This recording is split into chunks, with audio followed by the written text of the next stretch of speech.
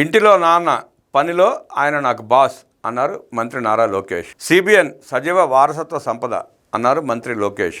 చంద్రబాబు ముఖ్యమంత్రిగా 30 ఏళ్ల క్రితం చేపట్టిన బాధ్యతలు ఒక మైలురాయి కంటే ఎక్కువని మంత్రి నారా లోకేష్ అన్నారు. హైటెక్ సిటీ నుంచి క్వాంటం వరకు సీఎంగా ఆయన ప్రయాణం ఒక సజీవ వారసత్వం అని కొనియాడారు. బయోటెక్ ఆకాంక్షల నుంచి డేటా ఆధారిత ఆర్థిక వ్యవస్థల వరకు ఈ పురోగతే ప్రత్యక్ష సాక్ష్యం అన్నారు.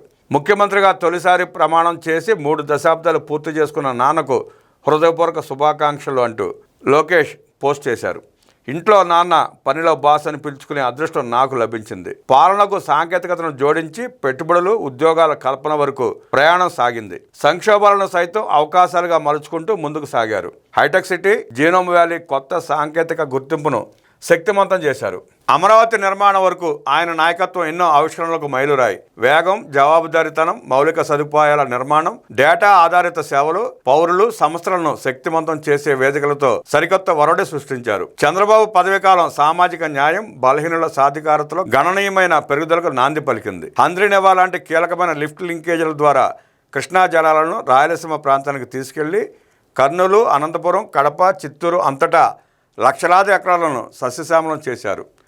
గ్రామ చెరువులను స్థిరీకరించి వ్యవసాయాన్ని బలోపేతం చేశారని నారా లోకేష్ ట్వీట్లో పేర్కొన్నారు.